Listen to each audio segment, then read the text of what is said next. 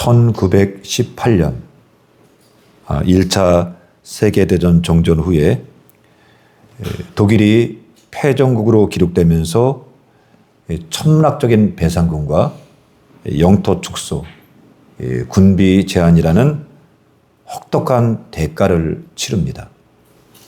히틀러는 독일의 무너진 경제와 구겨진 자존심을 회복시키고 독일에 새로운 희망을 불러일으킵니다. 이때 대다수의 목사들이 기독교와 민족주의적 사회주의를 종합하기 위한 독일 기독교 신앙운동에 가담을 합니다. 나치는 민족주의에 호소하며 국가교회를 세워 독일을 지배하려고 했고, 강력한 국가를 원하던 일부 목회자들이 이에 동조합니다. 그들은 요한복음 1장 1절을 이렇게 바꿔서 읽었습니다.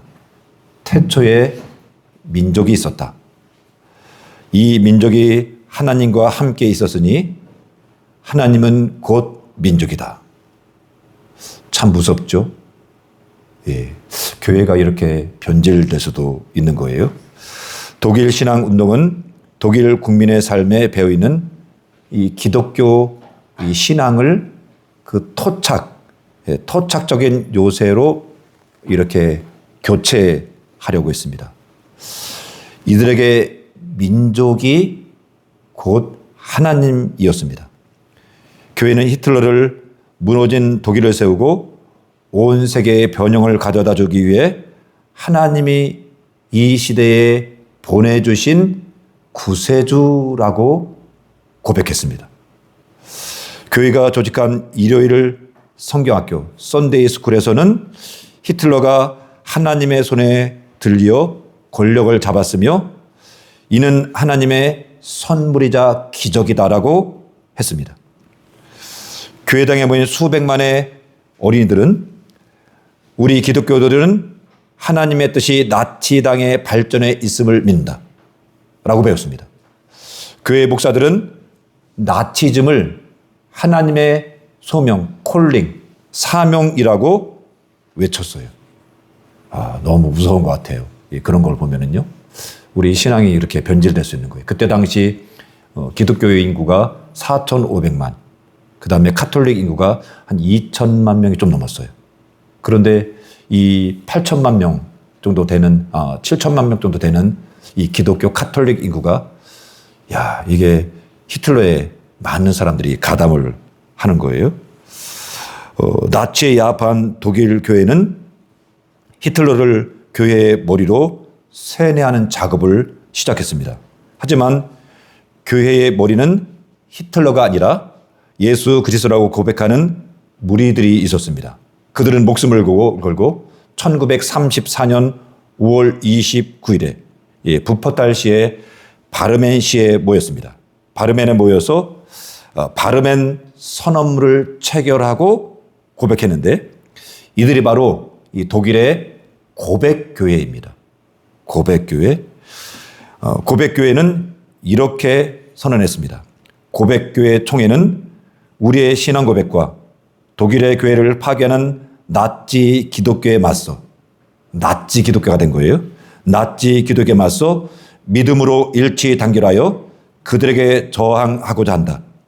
그들의 거짓된 신조, 폭력, 위선적인 이념을 통해 독일 교회를 하나로 통합하려고 시도하지만 독일 복음주의 교회는 성령을 통한 믿음 안에서 하나님의 말씀인 성경으로만 하나 될 수 있다.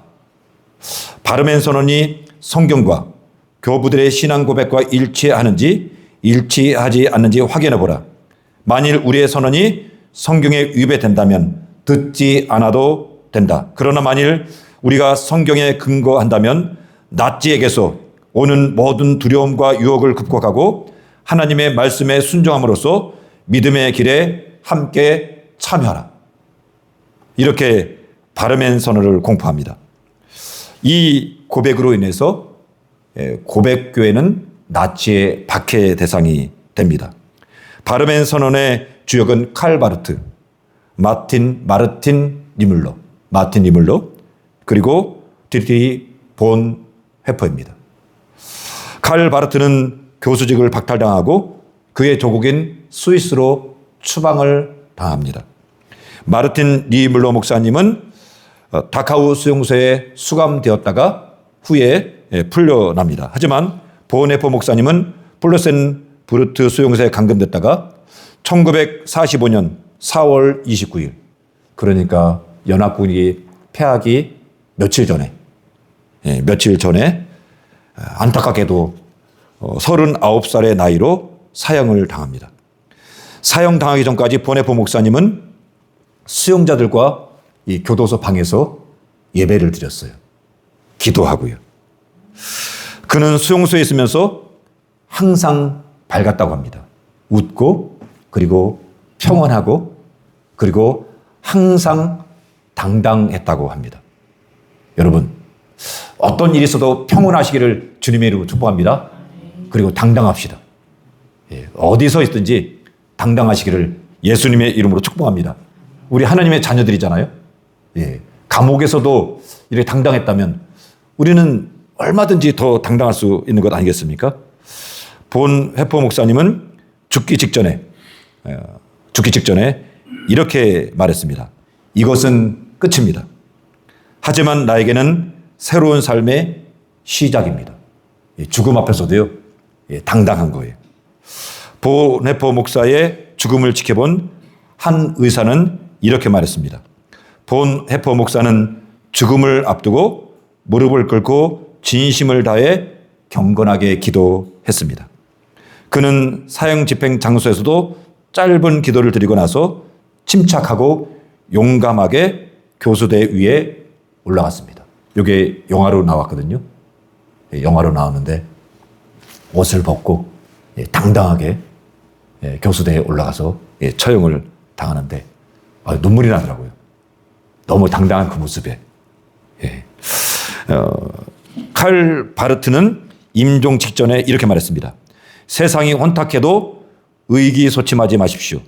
세상은 모스크바나 워싱턴이나 베이징에 의해서 통치되는 것이 아니라 하나님 위에서만 통치되기 때문입니다. 독일 교회가 위험에 처했을 때 새벽 이슬 같은 주의 청년들이 거룩한 옷을 입고 일어나 주님께 헌신했습니다. 시편 110편을 읽었는데 110편은 가장 중요한 말씀이 1절입니다. 1절. 그런데 오늘은 젊은이 주일이니까 새벽 이슬 같은 주의 청년들이 이 3절 말씀을 가지고 하나님 말씀을 전하도록 하겠습니다. 시편 110편은 이 몇 절 안 되는 짧은 구절이지만 다윗의 깊은 영적 통찰력이 빛나는 시이면서 하나님의 말씀입니다. 다윗은 시를 하나님의 하늘의 회의의 모습으로 시작합니다. 그 회의의 모습은 이 세상에 대한 하나님의 통치입니다. 우리 1절 말씀을 같이 읽겠습니다. 시작. 여호와께서 내 주에게 말씀하시기를 내가 내 원수들로 내 발판이 되게 하기까지 너는 내 오른쪽에 앉아 있으라 하셨도다. 여기 여호와라고 했거든요. 여기서 여호와는 성부 하나님이고 또 주라고 했는데 이 주는 성자 그리스도이십니다. 여호와는 이 성경에서 오직 성부 하나님께만 붙여진 고유한 칭호입니다. 다윗은 성부 하나님께서 성자 예수님께 말씀하셨다고 했습니다. 예수님을 너라는 이 우리말 표현이 우리 신앙 정서상 좀 거북하지만 외국에서는 그냥 외국 문화에서는 이제 부모님도 유고 왕도 유고 뭐 높은 사람도 유고 또 아래 사람도 유고 다 똑같은 표현이니까 자연스러운 표현이니까 이것을 감안하고 읽으시기를 바랍니다. 하늘에서 성부 하나님과 성자 하나님께서 인류를 통치하시고 구원에 나가시는 회의를 지금 하고 계십니다. 4절에서도 천상 회의가 이어지고 있습니다. 여호와는 맹세하고 변하지 아니하시리라. 이르시기를 너는 멜기세덱의 서열을 따라 영원한 제사장이라 하셨도다. 여기서 보면은 너가 나오는데 여기 너는 하나님께서 그리스도를 부르는 호칭입니다. 성부 하나님께서 성자 예수님께 멜기세덱의 서열을 따른 영원한 제사장이다 라고 하셨습니다.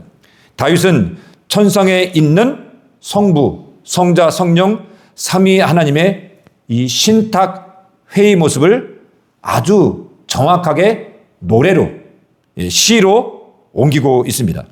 다윗은 왕인 자신이 아니라 저 하늘을 위해서 주님이 이 세상을 통치하고 있음을 알았습니다. 이 세상은 이 세상 왕이 아니라 저 하늘의 왕인 저 하늘을 위해서 다스리고 계십니다. 그러면 다윗은 천상 회의 모습을 어떻게 알았을까요? 또 다윗은 예수님이 오시기 천년처럼 사람인데 그리스도를 예수님을 마치 눈으로 본 것처럼 아주 정확하게 알고 있습니다. 다윗은 BC 1100년에서 970년까지 약 40년 동안 이스라엘을 다스렸습니다. 다윗은 어떻게 아직 오지 않으신, 아직 눈으로 보지 않은 예수님을 정확하게 알고 있었을까요? 그것은 하나님이 주신 언약이 있습니다. 다윗 언약, 이 언약의 말씀과 성령의 감동에 의한 것입니다. 다윗은 말씀과 성령의 감동으로 하늘의 세계를 알았고 천년 후를 내다보고 천년 후에 오실 예수님, 오실 메시아를 정확하게 알았습니다. 여러분, 사람은 육적인 존재이지만 동시에 영적인 존재입니다.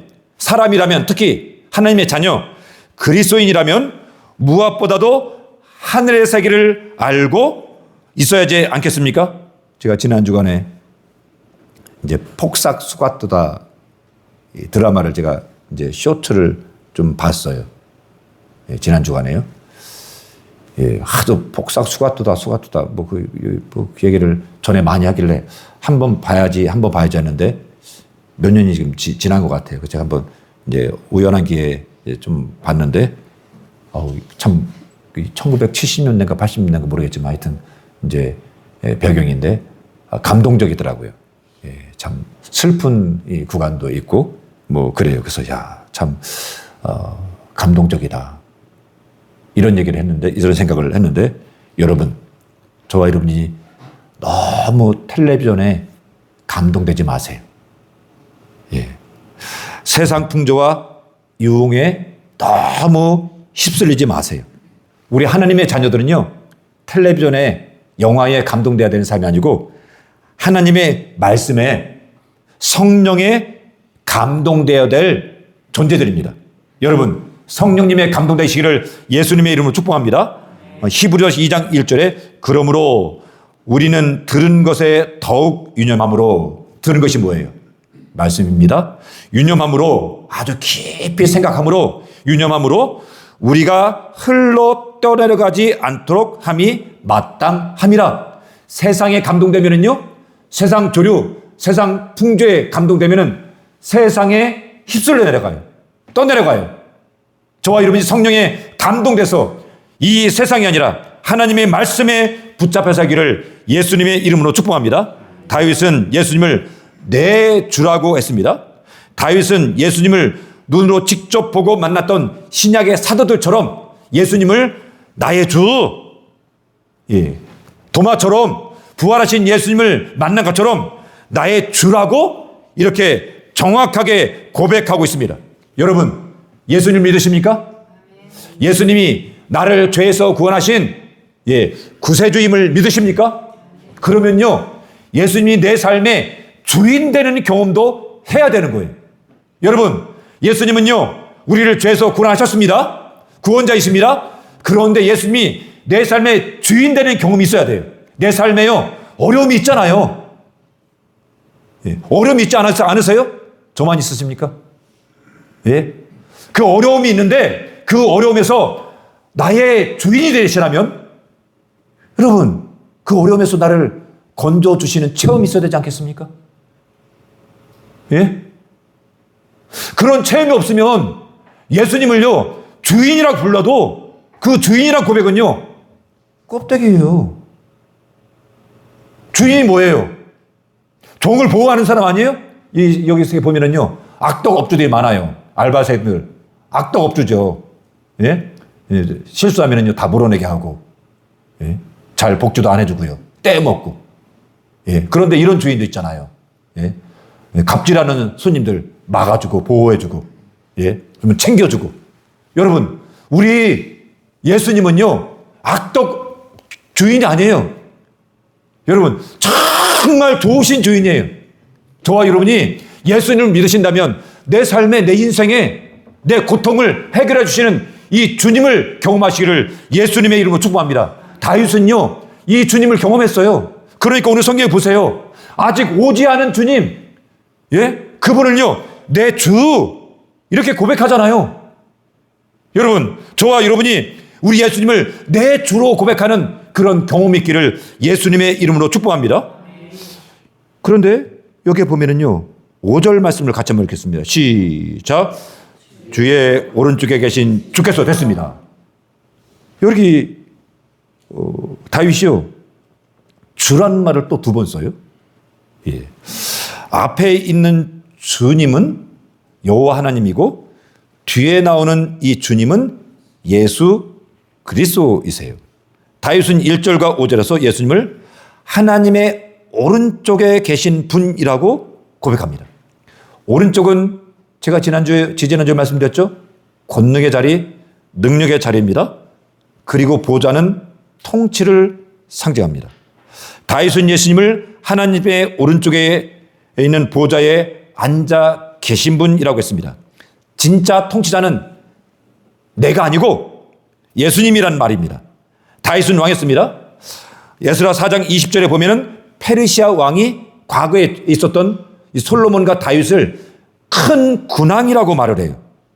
당시 고대 근동 지역에서 다윗은 그 지역을 다 정복한 가장 큰 왕이었어요.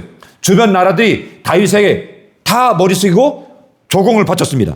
다윗 위에 누구도 없습니다. 그런데 다윗은 예수님을 주인님이라고 부르고 있습니다. 내가 왕이 아니라 진짜 왕은 따로 있다는 거예요. 다윗은 자신 내 위에 영원하신 하늘의 왕이 있음을 인식하며 살았습니다. 예, 우리 관계되신 분들도 여기 있겠지만요. 삼성 노조가 데모를 하니까 SK 노조도 데모를 하고 있어요. 예, 돈을 더 달라는 건데요. 예, 노란 봉투법이 생기니까요. 이 데모를 아주 마음껏 하는데 노란 봉투법은 이런 거예요. 예, 노조 니네 마음대로 해라. 책임 하나도 없다. 이게 노란 봉투법이에요. 한마디로 말해서 노조 니네가 회사의 왕이다, 주인이다. 이런 뜻이에요. 그러니까 그냥 마음대로 하는 거예요. 예. 사람들이요, 왜 이렇게 싸워요? 예. 자기가 왕이에요. 보세요, 이 세상 사람들이요. 차, 예, 집, 예, 먹고 쓰고 입는 거 보세요. 다 왕처럼 살려고 합니다. 예. 자기 위에 아무도 없어요. 여러분, 그런데 저와 여러분은요, 우리 위에 주인님이 계심을 인식해야 합니다.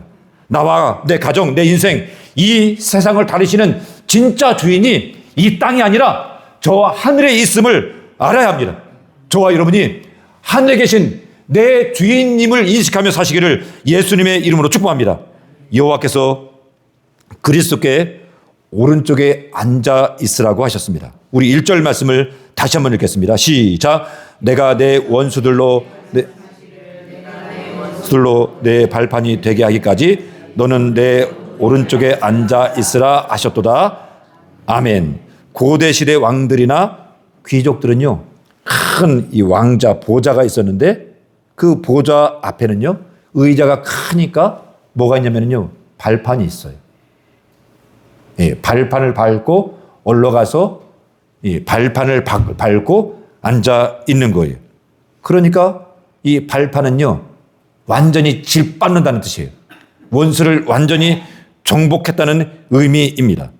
모든 싸움이 준비되어 있습니다.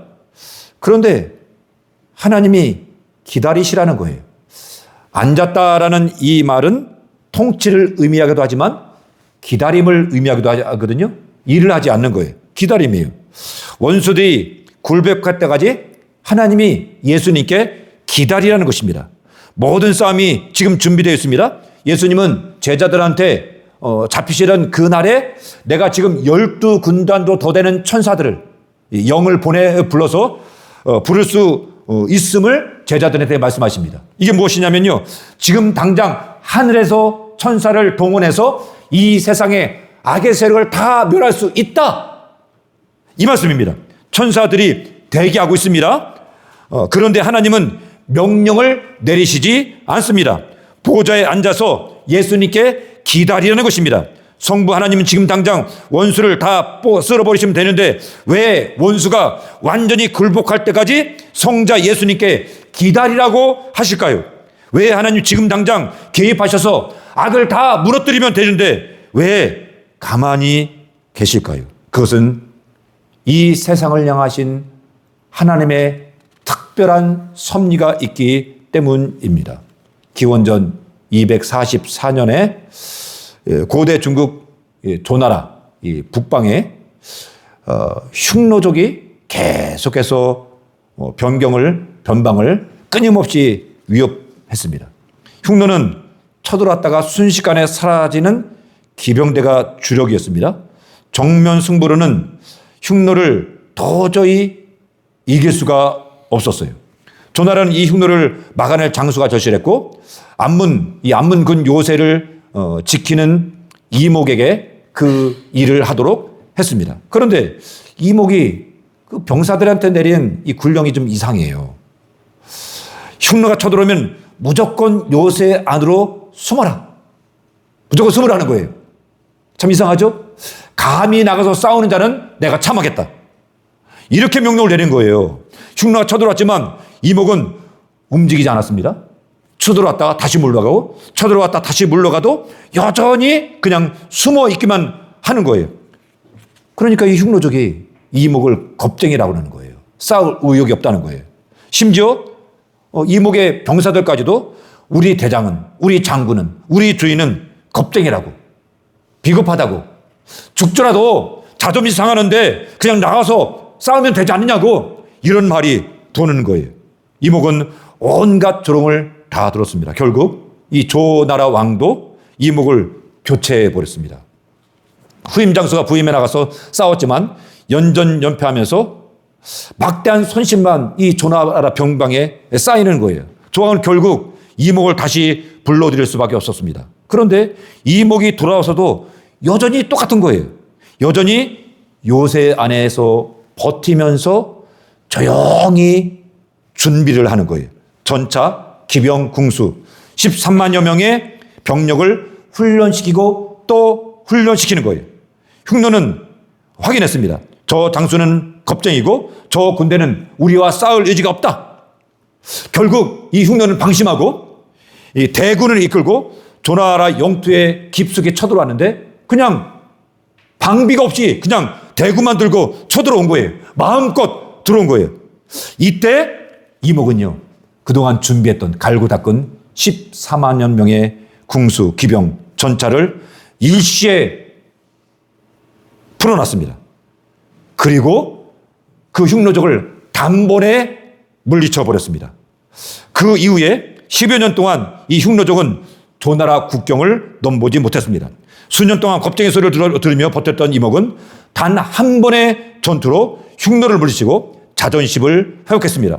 수년 동안 당한 이목의 굴욕은 전부 다 계획된 굴욕이었습니다. 만약 들어올 때마다 흉노가 공격할 때마다 나가서 싸웠다면 패하고 그리고 자기 병사들 목숨만 잃었을 것입니다. 그러나 한 번 끝까지 굴욕을 참으면서 한 번을 노리는 거예요. 그리고 그 패배와 그 다음에 손해를 최대한 적게 보려고 했던 것입니다. 십자가는 굴욕입니다. 사람들이 예수님의 얼굴을 손바닥으로 때리고 주먹으로 쳤습니다. 침을 뱉고 조롱했습니다. 하나님의 아들이라면, 구세주라면 너부터 내려와 보라고, 네 자신을 구해보라고 소리치며 머리를 흔들고 욕을 했습니다. 제자들도 예수님이 도저히 이해가 안 돼 예수님을 버리고 다 도망갔습니다. 유다는 예수님을 팔아버렸어요. 예수님이 이해가 안 되는 거예요. 십자가는 굴욕 중에서도 최고의 굴욕입니다. 이와 같은 굴욕이 없어요. 그런데 이 십자가는요, 그냥 굴욕이 아니라 계획된 굴욕입니다. 그것도 창세 전에 원수를 단번에, 여러분, 단번에 원수를 다 멸하시고, 그 다음에 하나님의 백성들의 죄를 단번에 다 사하시고 단번에 구속하겠다는 하나님의 준비된 굴욕이었습니다. 고린도전서 15장 24절 26절에 이렇게 말씀합니다. 그 후에는 마지막이니 그가 모든 통치와 모든 권세와 능력을 멸하시고 나라를 아버지 하나님께 바칠 때라. 그때 오는 거예요. 그가 모든 원수를 그 발 아래에 둘 때까지 왕노릇 하시려니, 발 아래에 둘 때까지 통치하신다는 거예요. 맨 나중에 멸망받은 원수는 사망이니라. 여기 보면은요, 마지막이니, 맨 나중에니, 이 끝이라는 말이 두 번 나와요. 마지막에 원수를 한꺼번에 멸하는 순간이 있습니다. 여러분, 그래서 성경은요, 최후 심판이라고 합니다. 여러분, 최후 심판이 있습니다. 여러분, 무슨 순간, 무슨 굴욕을 당해도 예수님을 떠나지 마세요. 왜요? 하나님께서 계획하심이 있습니다. 우리가 십자가를 믿으십니까? 이 십자가는요, 창세전에 성부, 성자, 성령 하나님이 계획하신 굴욕이에요.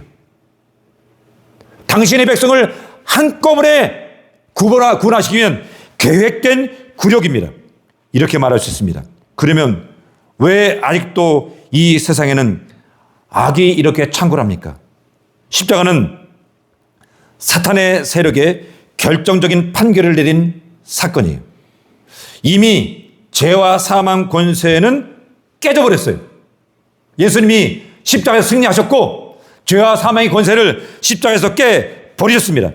그러나 아직입니다. 아직 최종적인 집행은 이루어지지 않았습니다. 그것을 이렇게 말합니다. 신학적인 용어로 이미, already, 이미. 그리고 이렇게 말합니다. 아직, not yet.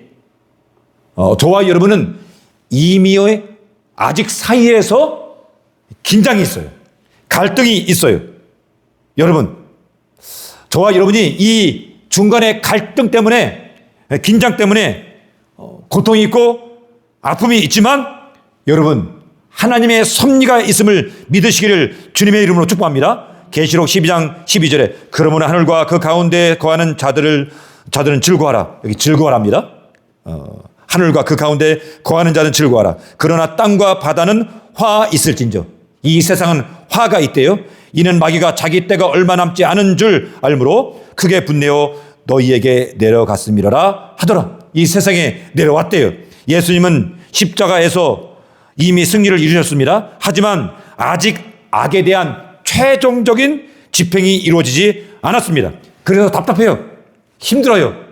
그러나 여러분, 저와 여러분이 예수님처럼 기다리기를 주님의 이름으로 축복합니다. 하나님 오른쪽에서 하나님의 섭리, 하나님의 행하심을 믿고 하나님께서 오른쪽에 기다리라고 하셨거든요. 그 기다리는 말씀처럼 오른쪽에서 기다리시는 예수님처럼 저와 여러분이 우리 하나님 오른편에 우리 마음을 두시고 우리 주님의 섭리, 뜻, 이것을 믿고 기다리시는 하나님의 자녀 되기를 예수님의 이름으로 축복합니다. 예수님의 통치는 지금 이 세상 중심부에서 이루어지고 있습니다. 우리 2절 말씀을 같이 한번 읽겠습니다. 여호와께서 시온에서부터 주의 권능의 글을 내보내시리니 주는 원수들 중에 다스리소서. 여기에 보면은요, 시온에서 주의 권능의 글을 보내셔서 원수들 중에 다스린다라고 이렇게 말씀합니다. 여기에 보면은 원수들 중에서라는 말이 내부, 중심, 한 가운데입니다. 예수님이 하늘 보좌에 계시지만 그 통치는요, 이 세상 한 가운데 아주 깊숙한 곳에서 이루어지고 있습니다. 예수님의 이름을 임마누엘이라고 합니다. 하나님이 우리와 함께 하신다. 이 임마누엘이라는 말은 하나님이 이 세상 한 가운데 우리와 함께 계신다라는 뜻입니다. 여러분, 예수님이 시온에서 권능의 귤을 권능의 막대기를 보내신다고 했는데, 시온은 신약을 말하는 교회예요. 교회에서 당신의 권능을, 이 막대기를 당신들의 백성을 통해 이 세상에 보내시는 거예요. 그러니까 이 교회가요 이 세상의 욕을 먹고요, 이 세상의 손가락을 받죠. 그래서 교회가 마치 이 세상의 변방처럼 보입니다. 아무것도 아닌 것처럼 보입니다. 그리고 저 유엔에 미국의 백악관에 우리나라 청와대가 이 세상을 주무르고 마음대로 하는 것 같죠? 그러나 여러분, 교회를 통해서 우리 예수님이 당신의 권능의 글을 이 세상에 보내셔서 이 세상을 다스립니다. 예수님, 내가 고통받는 순간에, 아파하는 현장에, 이 공경에 처한 사람들 가운데에 이 심장부에 함께 계십니다. 세상 불의와 아픔 가운데서 이 하나님의 은혜를 저와 여러분이 베푸는 줄 믿습니다. 저와 여러분이 그 주님을 굳게 붙잡으시기를 예수님의 이름으로 축복합니다.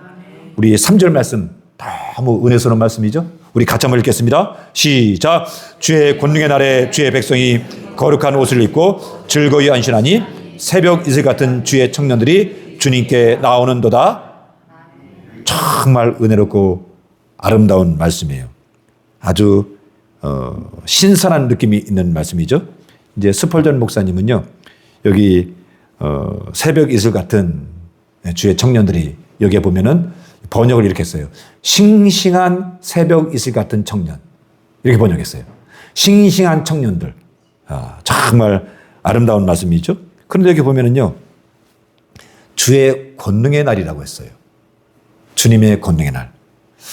주의 권능의 날이 언제일까요? 사도행전 1장 8절에 오직 성령이 너에게 임하시면 너희가 권능을 받고, 이렇게 말씀합니다. 오직 성령이 너에게 임하시면 너희가 권능을 받고 예루살렘과 온 유대와 사마리아와 땅끝까지 이르러 내 증인이 되리라고 하셨습니다. 그러니까 권능의 날은 성령이 우리 각 사람에게 충만하게 임하는 날입니다. 여러분, 목사의 권능의 날이 아닙니다. 목사 설교를 유창하게 잘하는 날이 아닙니다. 목사의 능력과 우리 성도님들의 이 재능이 아주 최대치로 발휘하는 그런 청중의 날, 사람들의 날이 아닙니다. 이 스텔스기가요, 날아다니면서 어디를 때려서 군사력을 나타내는 이 힘의 날이 아닙니다. 트럼프가요, 어디 무슨 큰 항공모함을 어디 바다에 보내가지고 세상을 쓸어버리는 그런 날이 아니라 주님의 권능의 날입니다. 성령님이 임하시는 날입니다. 인간적인 날이 아닙니다. 모세를 보세요. 모세는요, 애굽의 왕자예요. 애굽의 학술을 다 배웠어요. 애굽의 무예를 다 배웠어요. 여러분, 말에 능한 사람이에요. 학문에, 무예에 능한 사람입니다. 그런데 그가 그렇게 인간의 능력을 최대치로 끌어올려서 한 일이 뭐예요? 사람 죽인 거예요. 살인자가 된 거예요. 도망자가 된 거예요.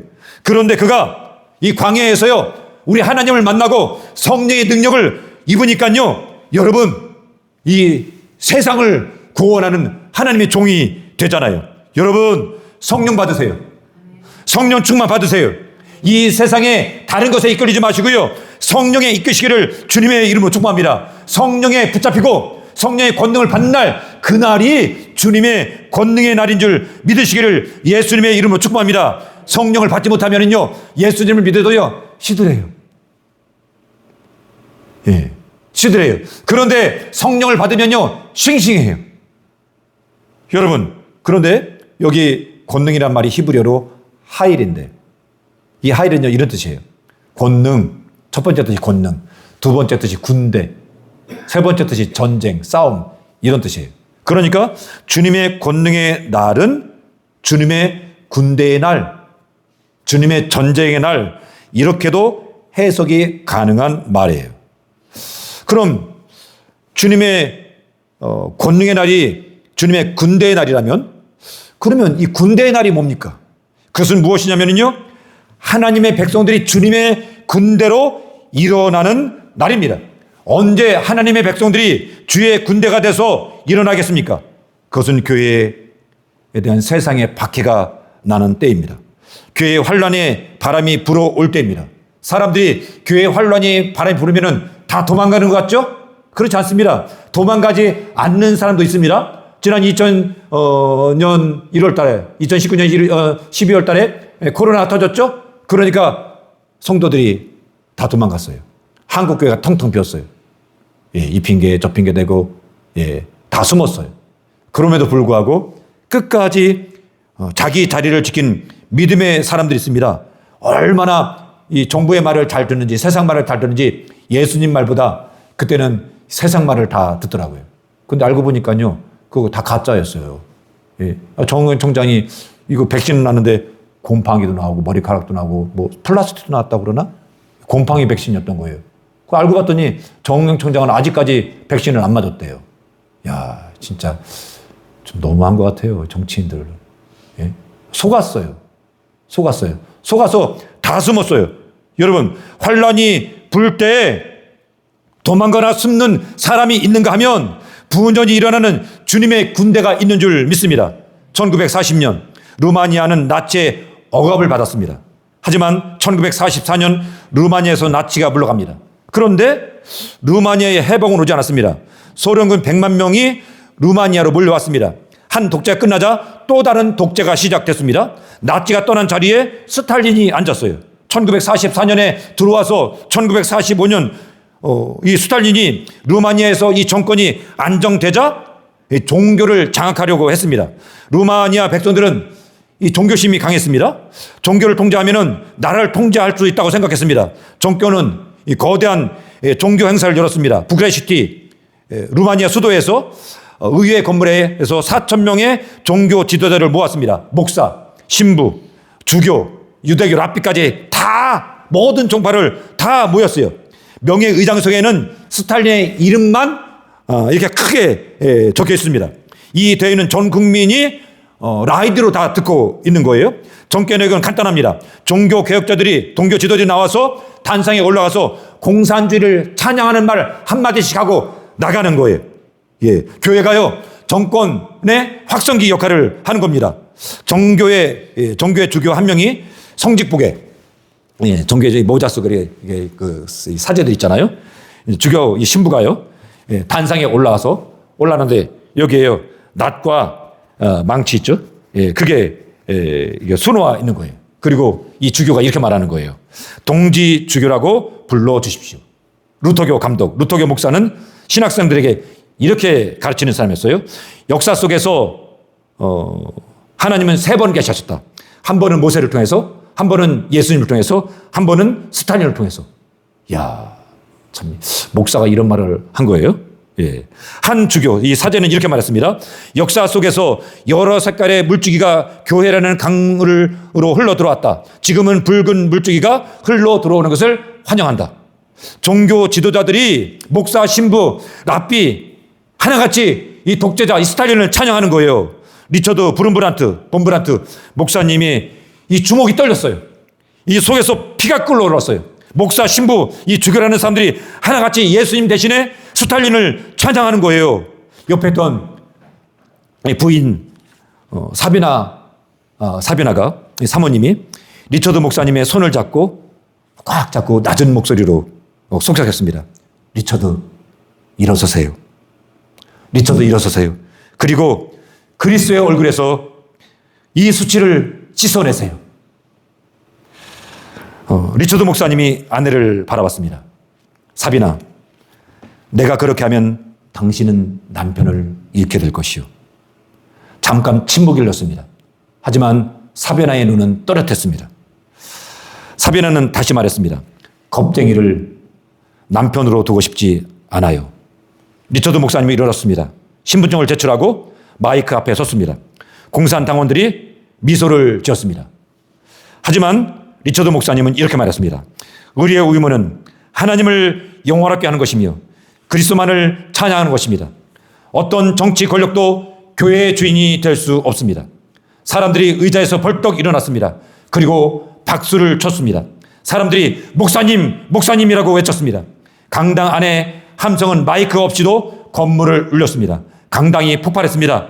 4,000명 중 상당수가 신부, 목사, 사제들, 상당수 사람들이 같은 생각을 하고 있었던 것입니다. 생중계가 중단되었습니다. 그 리처드 목사는 공산당의 표적이 되었습니다. 리처드는 정부가 통제하는 교회가 아닌 오직 그리스도께만 순종하는 지하교회를 만들었습니다. 가정집 지하실에서 숲속에서 때로는 묘지에서 모여서 함께 기도하고 예배를 드렸습니다. 3절 앞에는 주의 백성이라고 했는데 뒤에서는 새벽 이슬 같은 청년들이라고 했습니다. 주의 백성과 새벽 이슬 같은 청년은 다른 사람이 아니라 같은 사람들입니다. 주의 백성이 새벽 이슬 같은 청년입니다. 이스라엘 기후는 우기와 건기 두 가지로 나눕니다. 건기에는 비가 6개월 동안 한 방울도 오지 않습니다. 이때는 헐몬산에서 내려오는 이슬이 밤에 갈릴 평지에 내려 식물에게 생명을 주었습니다. 시편 133편 3절을 우리 같이 한번 읽겠습니다. 시작. 헐몬의 이슬 시온의 산들에 내림 같도다. 거기서 여호와께서 복을 명령하셨나니 곧 영생이로다. 헐몬의 이슬이 시온의 산들에 내림 같도다. 거기서 하나님께서 우리에게 복을 몽하셨다는 거예요. 그러니까 여기 이슬은요, 하나님의 충만한 은혜, 놀라우신 축복, 이것을 상징하는 의미입니다. 지난밤에 비가 왔죠? 오랜만에 비가 오니까요. 그동안 이 식물이 시들했는데 비가 오니까 아침에 이 식물이 싱싱해졌어요. 새벽 이슬 같은 청년은 문자적으로 청년이 아니라 충만한 하나님의 이슬 같은 복을 받아서 활기차게 하는 성도들을 가리키는 말입니다. 은혜의 이슬을 충만히 먹고 청년 같은 싱싱한 성도가 되기를 예수님의 이름으로 축복합니다. 은혜를 받지 못하면요, 시들시들한 늙은 성도가 돼요. 은혜가 충만하면요, 늙어도 충만합니다.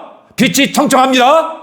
여러분, 저와 여러분이 은혜 받은 빛이 청청한 하나님의 자녀 되기를 예수님의 이름으로 축복합니다. 저는 2주 전인가요? 우리 박 권사님 그러는 거예요. 젊었을 때로 안 돌아가고 싶대요. 지금이 좋다는 거예요. 그래서 깜짝 놀랐어요. 아니, 지금이 좋다니. 젊었을 때가 좋지. 그렇잖아요? 그런데 지금이 좋으시대요, 권사님은요. 여러분, 하나님의 은혜가 있으면요, 과거가 안 부러워요. 지금이 좋은 줄 믿습니다.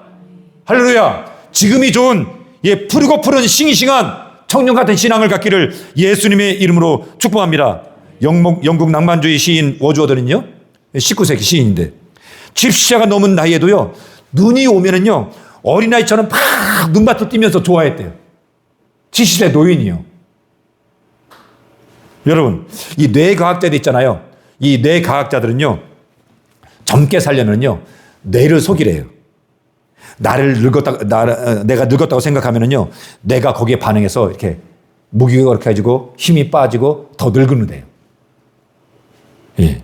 뇌를 속이면 뇌의 이 노화 프로그램을 깨고 활력 있고 건강한 노후를 보낼 수 있다고 합니다. 뇌는요, 가끔 이 상상과 이 생각과 현실을 이렇게 구분하지 못한답니다. 생각해 보세요.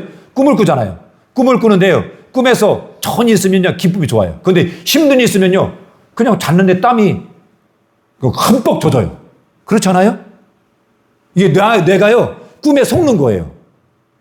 여러분, 그러니까 우리는요, 새로운 정보로 우리 뇌를 이렇게 설득하는 거예요. 이게 속이는 거예요. 여러분, 뇌는요, 인정된 정보에서 움직이는 거예요. 여러분, 나는 늙었다, 나는 힘이 없다, 나는 불행하다면은요, 진짜 불행해지는 거예요. 그런데 슬픈 일 있을 때요, 억지로 웃잖아요. 그러면요, 기분이 좋아져요. 한번 해보세요. 예. 이 뇌가요, 이 행복을 느끼는 이 신경이 옆에 있는데요. 웃잖아요? 그러면 툭툭 치면서 그런데요. 지금 행복해. 웃어. 이거 뇌 과학자들이 말하는 거예요. 서현 목사 말하는 게 아니에요. 여러분, 그리고 우리 하나님의 자녀들이요, 밝게 살려면은요, 어떻게 돼요? 뇌를 속이는 거예요. 한 병원에서요, 이 다리 다친 꾀병 환자들이 많은 거예요. 의사 선생님이 답답해가지고 뱀을 확 풀어놨대요. 병실에. 그랬더니요, 환자들이 깜짝 놀래가지고요, 다 도망가더래요. 뛰어서 나가더래요. 그러니까 그 순간에 너무 이 정신이 없으니까요, 아프다는 통증을 안 느끼는 거예요, 뇌가요. 참 신기하죠? 예, 느끼지 못하는 거예요. 근데 놀라운 것은요, 그 다음날부터 그 사람들이 나는 안 아프나 생각하고 퇴원을 하더래요. 여러분, 그러니까 우리는요, 자꾸 늙었다고, 나 죽어야지, 나 늙었어, 이제 힘없어, 나 아파. 여러분, 이렇게 생각하지 마시고, 나 안 아파, 나 건강해, 나 젊어, 이렇게 사시기를 예수님의 이름으로 축복합니다. 그런데요, 우리 하나님의 자녀들은요, 뇌를 속일 필요가 없어요. 성령을 받으면요, 저절로 젊어져요. 요엘서 2장 28절에 이렇게 말씀합니다. 그 후에 내가 내 영을 만민에게 부어주리니 너희 자녀들은 장래일을 말할 것이요 너희 늙은이는 꿈을 꾸며. 너희 늙은이에게 꿈이 있대요. 꿈을 꾼대요. 젊은이처럼, 어린아이처럼요. 여러분, 그 성령 받으면요, 꿈이 생기는 거예요. 할렐루야. 저와 여러분이 성령 충만하게 받으시기를 예수님의 이름으로 축복합니다. 그럼 젊어지는 거예요. 자, 보세요. 성경에 모세가요, 나이 120세인데 여러분, 눈이 흐리지 않았대요. 예, 기력이 쇠하지 않았대요. 예, 여호수아 14장에 보세요. 예, 갈렙이요, 85세예요. 85세 노인이 여호수아 장군 앞에 나와서 그러는 거예요. 모세가 나를 보내던 날같이, 그때가 언제냐면 45년 전이에요. 예, 보내던 날이나 지금이나 내 힘이 그대로서 나 지금도 싸울 수 있다고. 저 헤브론을 달라고. 예. 여러분, 85세 노인이 이렇게 고백하니까 진짜 그 땅을 정복했대요. 여러분, 성령 받으면요, 뇌를 속일 필요가 없습니다. 호세아 14장 5절 말씀 우리 같이 한번 읽겠습니다. 시작. 내가 이스라엘에게 이슬 같으리니 그가 백합화같이 피겠고 레바논 백향목같이 뿌리가 바뀔 것이니라. 여러분, 우리 하나님이요, 우리한테요, 이슬 같아요. 그러면요, 백합화같이 피고 레바논의 백향목같이 뿌리가 깊게 받친대. 저와 여러분이 성령 받고 충만하게 믿음으로 사시기를 예수님의 이름으로 축복합니다.